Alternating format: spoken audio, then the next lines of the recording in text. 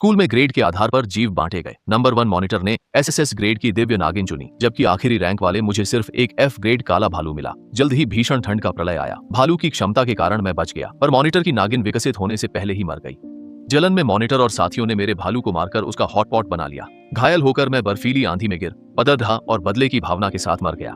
जैसे ही आंखें खुली, मैं फिर उसी दिन पहुंच गया जब हमें आत्मिक पशु चुनने थे। पिछले जन्म की तरह मैं काले भालू को चुनने ही वाला था कि ली यानपिंग चिल्लाई, रुको। वह अपनी सीट से उठी और गोद में बर्फ जैसी सफेद चमकदार नागिन लिए मेरे पास आई। उसने तुरंत उसे मेरी बाहों में थमा दिया, जैसे उसे डर हो कि मैं डिब्बे से काला भालू ना उठा लूं। उसने कहा, सफेद नाग तुम्हारे लिए है, मुझे काला भालू चाहिए। कक्षा के सभी सहपाठी भी यही चाहते थे। टीचर भी हैरान थे।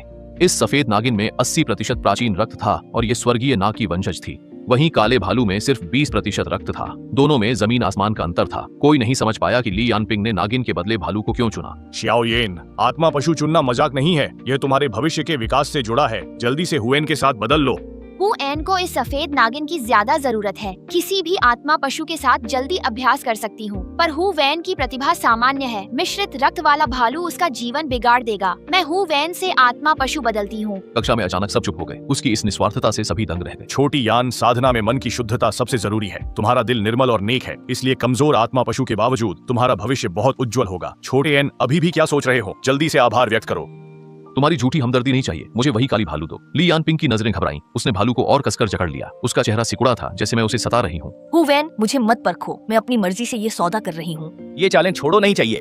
तभी अचानक मेरी कलाई में तेज दर्द हुआ, जैसे किसी ने काट लिया हो। नीचे देखा तो छोटे सफेद सांप के 2 दांत धंसे थे और घाव से खून की बूंदें निकल रही थीं। उसने अपनी 2 मुंही जीभ से कलाई को छाटा, जिससे झंझनाहट सी होने लगी। इतनी ही देर में उसने मुझसे जीवन मरण का एक रक्त संबंध अनुबंध कर लिया। चारों ओर फुसफुसाहट होने लगी। सबको लगा हुएन मजबूत है, इसीलिए उसने सफेद सांप नहीं लिया, पर वह दिखावा कर रही थी। एक तरफ सांप लौटाने को कहा और दूसरी तरफ चुपके से अनुबंध कर लिया, ताकि ली यानपिंग मुकर न जाए। बेकार इंसान दिखावा ही करता है। अब सांप मेरा है।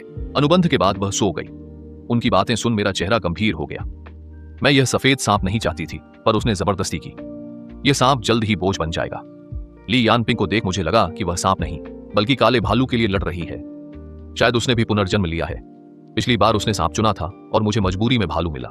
तब मुझे नहीं पता था कि जल्द ही भीषण ठंड का प्रलय आने वाला है। दुनिया का तापमान गिरकर -50 डिग्री हो गया और पृथ्वी एक बर्फीला नर्क बन गई। लंबी उम्र वाली सफेद सांप भीषण ठंड में जमकर मर गई, पर मेरी अच्छी देखभाल से काला भालू जल्दी ही वयस्क हो गया। जब प्रतिभा साझा करने की शक्ति खुली तो मुझे प्रलय की ठंड से कोई डर नहीं था। बाद में जब मैं स्कूल टीम के साथ सामान ढूंढने गई तो ली यानपिंग ने कई बार भालू को बहकाने की कोशिश की, ताकि वह उसका साथी बन जाए। बार बार ठुकराए जाने पर उसने गुस्से में सबको उकसाया कि अगर भालू का मांस खा लिया जाए तो ठंड से बचा जा सकता है।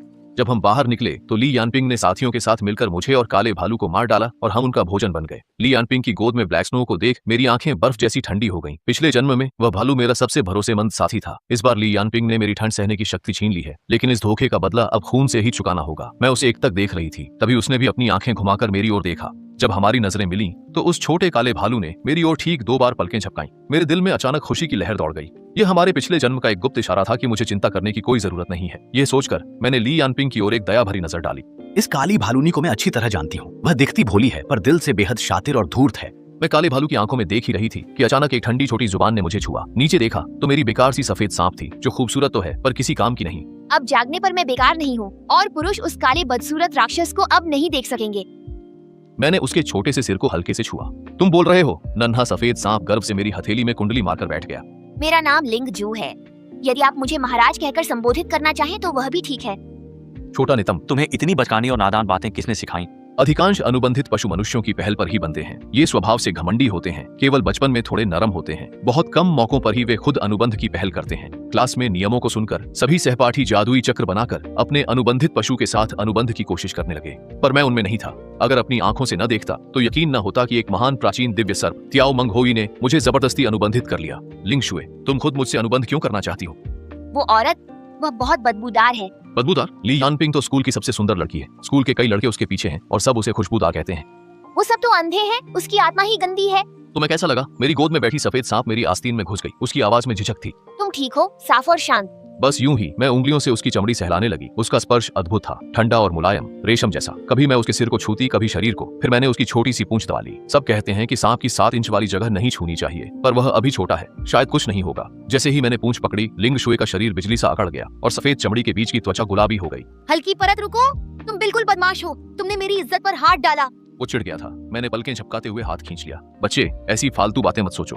यह देखकर लिन शुए गुस्से से पूरी तरह भर गया। सांप की आंखों पर भी पानी की एक परत सी छा गई और उसने सिसकते हुए अपना सिर घुमाकर मुझसे पूरी तरह मुंह मोड़ लिया। इसी समय ली यानपिंग ने अनुबंध की ड्राइंग पूरी कर ली और तुरंत काले भालू के साथ प्रक्रिया शुरू कर दी। इसके बाद अनुबंध का घेरा काले भालू को ढककर तेजी से घूमने लगा, लेकिन उस घेरे के अंदर भालू ने चुपके से लकीरें बदल दी, जिससे यह सामान्य अनुबंध से मास्टर सेवक अनुबंध में बदल गया, जहां भालू मालिक और ली यानपिंग सेवक बन गई। अनुबंध पूरा होते ही काले भालू ने गर्व से मेरी ओर देखा। मैंने चुपके से अपना हाथ मेज के नीचे छुपाकर उसे अंगूठा दिखाया। इसीलिए कहते हैं किसी को भी नाराज कर लो, लेकिन ईमानदार आदमी को नाराज मत करो, बुरे आदमी हो। वही नाराज आवाज फिर गूंजी। बिना देखे मैं समझ गया कि ये मेरा घमंडी, शर्मीला और चिड़चिड़ा छोटा शैतान है। मैं बुरा कैसे? मैं लापरवाही से उसके ठंडे तराजू पर हल्के से थपथपा रहा था। तुम तो अपनी पूंछ से दूसरी औरतों को इशारे कर रहे थे, वो भी एक काली बदसूरत औरत से। मैंने बहुत हल्के से कहा, भाई। एक और बात, तुम बेवजह जलने वाली छोटी सी जलनखोर हो।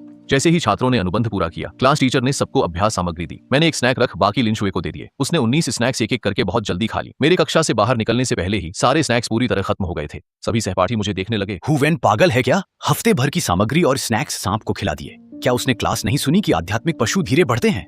इतने अच्छे सांप से अनुबंध करना तो बिल्कुल बेकार गया। कुछ छात्रों को ध्यान देना चाहिए, स्नैक्स का हर महीने का वितरण सीमित है। अगर तुमने बर्बाद कर दिया तो स्कूल और नहीं देगा, समझ गए? पिछले जन्म में मैं काले भालू के प्रति उदार था। अन्य छात्र 4 हिस्से खुद रखते और एक पशु को देते, पर मैं आधा आधा बांटता था। पर सफेद सांप को मैंने 19 हिस्से दिए और खुद एक रखा। बाकी छात्रों को मैं पागल लगता था। तभी मुझे याद आया कि लिन शुए ने मेरे साथ गहरा अनुबंध किया है, जिससे हमारे प्राण एक दूसरे से बंधे हैं। अगर वह पिछले जन्म की तरह पहले ही दिन ठंड से मर गई तो मैं भी नहीं बचूंगा। इसलिए अब इस नन्ही पूर्वज की जान सबसे कीमती है। जब बाकी छात्र अभ्यास करने चले गए तो मैं भी सफेद सांप को लेकर बाहर निकल पड़ा। जब मैं ली यानपिंग के पास से निकला, उसने मेरा रास्ता रोक लिया। तुम भी पुनर्जन्म लेकर आए हो, अब मेरी बारी है। काले भालू ने ठंड सहना सीख लिया है। तो अच्छी तरह से जियो, क्योंकि मैं अभी भी तुम्हें खुद विदा करने के इंतजार में हूँ। ली यानपिंग की आंखों में हैरानी आई, जो तुरंत घमंड में बदल गई। मेरे काले भालू की वजह से मैं बच जाऊंगी, पर तुम दोनों तो प्रलय के पहले दिन ही मर जाओगे। सफेद सांप मेरी गोद से आलस में उसकी ओर देखता है, फिर सिर उठाकर ली यानपिंग पर फुफकारते हुए बदबूदार सांस छोड़ता है, जो तुरंत फैल जाती है। ली यानपिंग का आत्मविश्वास टूट गया और वह चीखती हुई पीछे हट गई। मैं ठंडी हंसी के साथ सांप को लिए मुड़ गई। अब इतने सारे स्नैक्स कहाँ से लाऊं, ये एक बड़ी समस्या बन गई है। मैं लिंग शुआंग को सहलाते हुए सोच रही थी कि तभी मुझे पिछली जिंदगी की वह आध्यात्मिक नस याद आई, जिसका खुलासा प्रलय से पहले हुआ था। वह अब तक अनखोजी होगी, इसलिए मैं सफेद सांप के साथ तुरंत उस ओर निकल पड़ी। वहां पहुंचकर देखा कि ली यानपिंग मुझसे पहले ही वहां थी। वह एक रईस परिवार की बेटी है, जिसके पास असीमित संसाधन है। मैं बाहरी घेरे में खड़ी देख रही थी कि वह 20 आदमियों के साथ खुदाई कर रही है। मेरी गोद में दुबका सफेद सांप देख रहा था कि कैसे एक के बाद एक चमकदार आध्यात्मिक पत्थर निकाले जा रहे हैं। लिन शुए की आंखें ललचाई हुई थीं, तो मैंने झट से सांप की आंखें ढक ली। मत देखो, यहाँ के रत्नों की क्वालिटी खराब है। मैं तुम्हें कहीं और भी ले जाऊंगी। सफेद सांप को थामे मैं मुड़कर देखती रही। तभी मन में एक खुशी भरी आवाज गूंजी। क्या आप हैं? अब तुम टेलीपैथी जानते हो ली यानपिंग। उसने मुझ पर काफी खर्च किया और जागृति घास दी, जिससे मैं मानसिक संदेश भेज सकूं। आप सफेद सांप के साथ आराम करें, पत्थर निकलने पर मैं आपको बुलाऊंगा। मैं रुक गया और काले भालू की बात खत्म होते ही होश आने पर मैंने देखा कि एक सुंदर छोटा सांप मुझे शक से देख रहा है। लिंग शुआंग मेरी बाह से लिपटी थी। उसका घमंडी चेहरा मेरे सामने था और उसकी ठंडी सांसें महसूस हो रही थीं। लिंग शुए भी मुझ पर नाराज थी। तुम्हारी हिम्मत कैसे हुई कि मेरे पीठ पीछे किसी और औरत से बातें की? मैंने एक हाथ से सांप की गर्दन पकड़कर बाह से उतारा और सज्जा के तौर पर उसका चेहरा दबाया। जबान संभालकर बात करो। मैंने तो कुछ गलत नहीं कहा। तुम्हारी आत्मा में एक नर की गंध है, वही काले चमड़ी वाला, है ना? ये छोटी सांप तो काफी समझदार है। हमारे दानव अजगर कबीले में रक्त संबंध अनुबंध वाला ही जीवन भर का साथी होता है। उस भालू से कोई रिश्ता मत रखना। मेरे चेहरे पर एक अजीब सा भाव था। लिन शुआंग ने दुखी होकर मुझसे पूछा, छोटे बच्चे, तुम्हारी उम्र ही क्या है? क्या तुम्हें साथी का मतलब भी पता है? तभी अचानक उसकी ठंडी पूंछ मेरे गाल को छूकर तेजी से पीछे हट गई और वह धीरे से फुसफुसाकर बोली, मैंने तुम्हें चाट लिया है, अब तुम मेरे हो। तुम्हें मार्क कर दिया है, अब किसी और को छूने नहीं दूंगी। सांप नहीं कुत्ते हो तुम। मैं वहीं खड़ा रहा और होंठ फड़क उठे। मैंने अपनी आध्यात्मिक शक्ति से भालू के जरिए लिन शुए को कार में पहुंचाया। हम ऐसी चलाकर और तरबूज खाते हुए कार की स्क्रीन पर फिल्म देखने लगे। फिर धीरे धीरे मुझे नींद आने लगी। जब मैं जागा तो आसमान में अंधेरा हो चुका था। वीरान पहाड़ी जंगल में कहीं भी रोशनी नहीं थी, बस चारों ओर गहरा और शांत अंधकार फैला था। ठीक उसी समय भैया जल्दी आओ, वे सब चले गए हैं। मेरे सिर झुकाकर जवाब देते ही लिंग शुए मुझे नाराजगी से देखने लगी। मुझे गिल्टी लगा और उसने मुंह फेर लिया। कोई सफाई मत दो, मैं नहीं सुनूंगी, आज बात नहीं करनी। रात के अंधेरे में मैं सफेद सांप को साथ लेकर धीरे धीरे लिंग माई की ओर बढ़ने लगा। जैसा कि काले भालू ने बताया था, वहां कोई नहीं था, बस उसे छिपाने के लिए एक जादुई घेरा बना हुआ था। मुझे वहां देख सफेद सांप काफी हैरान थी, पर अपनी बात पर अड्डी वह चुपचाप खड़ी रही। मैं उस घेरे के चारों ओर टहलने लगा। तभी भालू ने उसे खोलकर अपना सिर बाहर निकाला और मुझे हाथ से इशारा किया, भैया जल्दी आओ। मेरी गोद में बैठे सफेद सांप ने जब काले भालू को देखा तो गुस्से में अपनी जीभ बाहर निकाल ली। मैंने झट से सांप का मुंह ढक लिया और भालू की ओर देखकर मुस्कुराते हुए कहा, लिन शुए, ये थोड़ा गुस्से में है। फिर वो काला भालू आगे बढ़कर मुझे रास्ता दिखाने लगा। कोई बात नहीं भैया, आपको भी दीदी से नाराज नहीं होना चाहिए। पर सफेद सांप बाइशा की आवाज मेरे मन में गूंजी। कमाल है, ये तो ग्रीन टी है, मुझे छोड़ दो, आज मैं उसे जरूर काटूंगी। मैं जिंदा हूँ और तुम मेरे सामने इस काली लोमड़ी से छुपकर मिल रहे हो। मर्दों को बहकाने वाली वो चीज है क्या? मुझे उससे आखिरी लड़ाई लड़नी है। काले भालू के पास हल्की आभा चमकी और उसने सफेद सांप को छोड़ दिया। जमीन पर गिरी लिनशुआंग ने अविश्वास से मुझे देखा। वह बहुत धीमी गति से अपने ठिकाने की ओर बढ़ा और बार बार मुड़कर अनिश्चितता के साथ मेरी तरफ देखता रहा। तुम मुझे नहीं रोकोगे?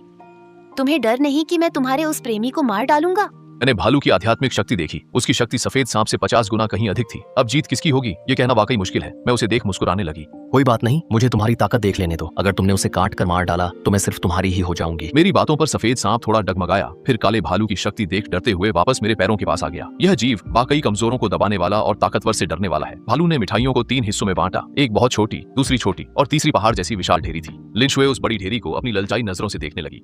यह सांवला आदमी वाकई तुम्हारे लिए बहुत उदार है। ढेरी की ओर इशारा किया। ये आपकी साधना के लिए काफी है, इन्हें रख लें। उस ढेर पर इशारा कर ये सब दीदी को दे दो। लिंगशुआंग चिल्लाई। शायद यह तुम्हें पसंद नहीं करता, ये तो बस मुझे खुश करने की कोशिश में है। मैंने लिंगशुआंग से कहा, क्या तुम हमेशा प्यार की ही बातें करती हो? वह नाखुश थी पर स्नैक्स खोने के डर से शांत हो गई। फिर मैंने काले भालू से पूछा, क्या सब ले जाने पर ली यानपिंग तुम्हें नुकसान पहुंचाएगी? उसने कहा, अब वह मेरी हर बात मानती है। अगले दिन आध्यात्मिक नस को खाली देख ली यानपिंग दंग रह गई। तुम ये स्नैक्स खत्म कर दिए तो? इतनी छोटी आध्यात्मिक नस तो दांतों में भी नहीं फंसेगी। तुमने ही कहा था कि आधे महीने में ठंड सहने की शक्ति जगानी है। मुझे लग रहा है कि मैं जागरण के करीब हूँ।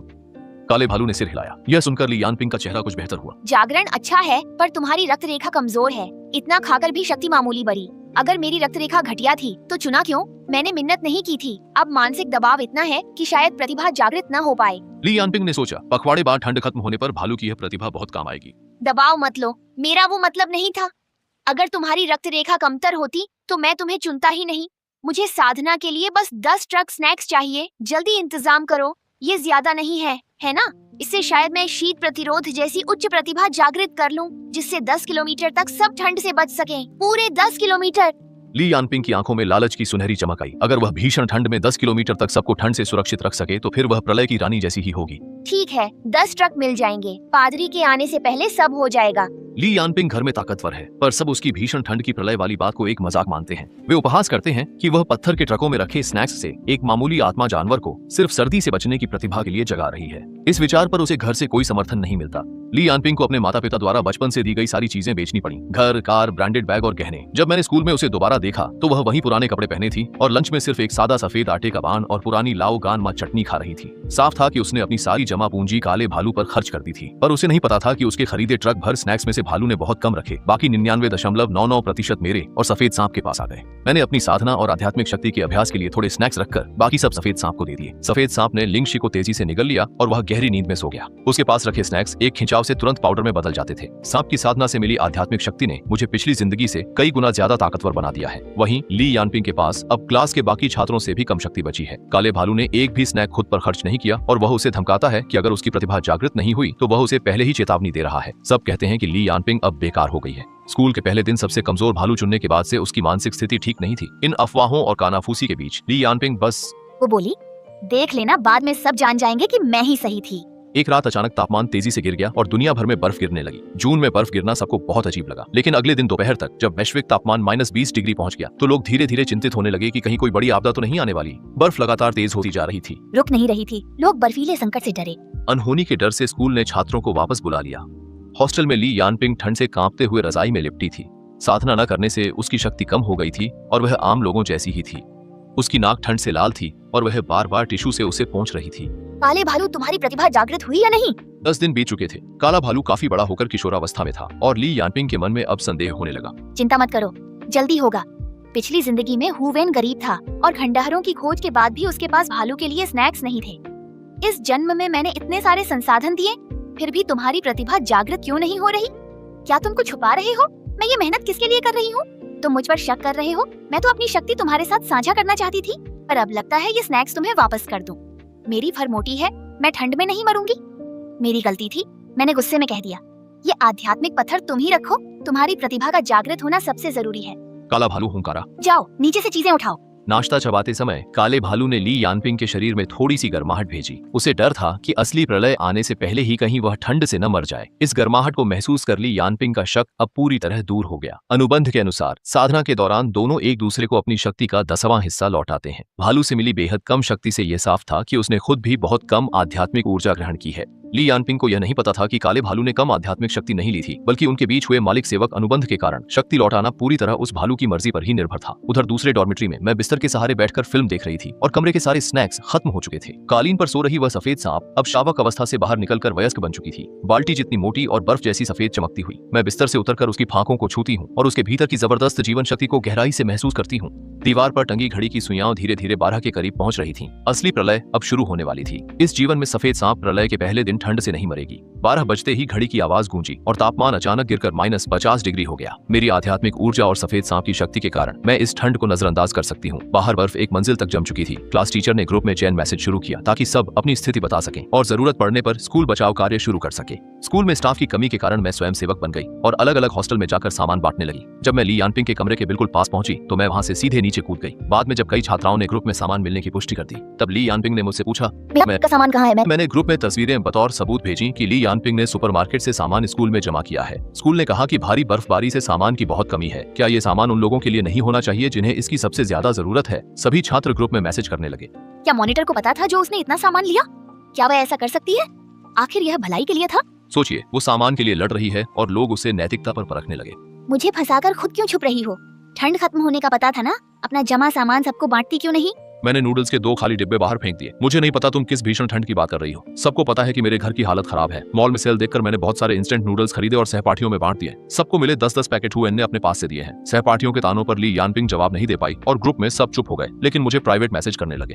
खिला दो, भले ही अच्छी छवि बना ली, पर तुम्हारा वो बेकार सफेद सांप अब तक ठंड से मर चुका होगा। ये सोता हुआ सफेद सांप बिल्कुल एक पौधे जैसा लग रहा है। बंद आंखों के बावजूद इससे निकलती प्रबल आध्यात्मिक ऊर्जा साफ बताती है कि यह जीवित है।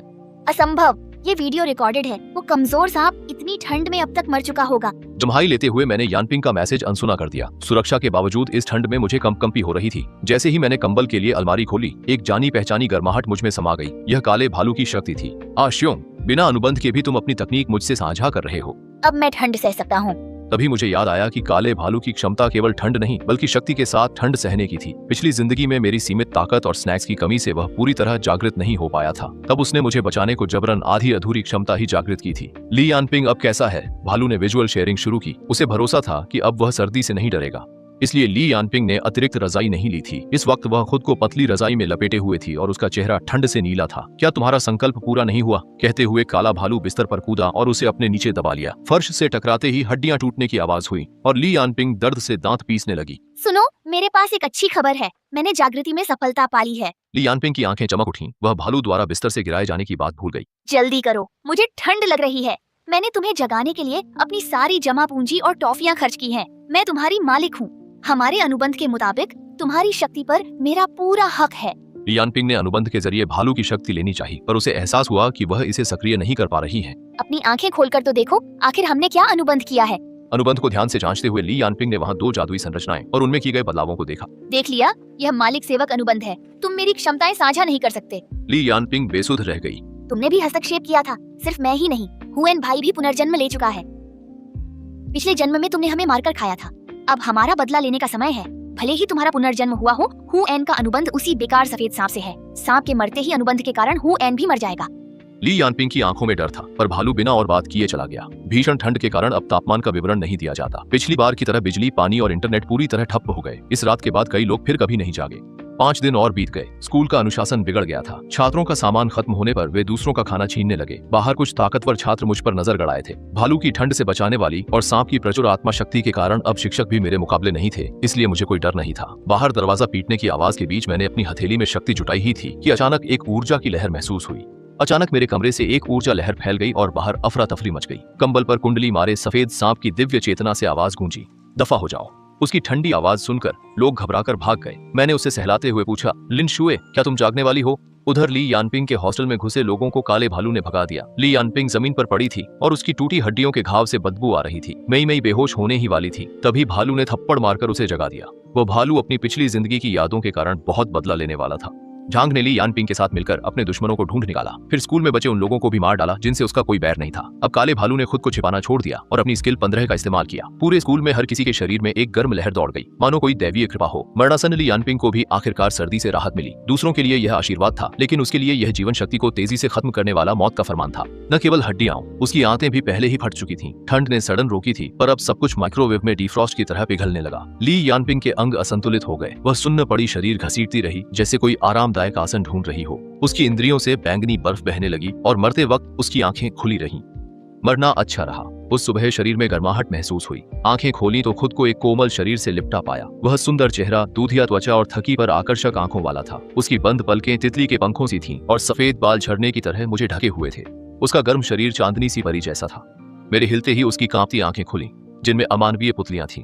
जानी पहचानी खुशबू पाकर मैंने पुकारा, लिंग शुआंग।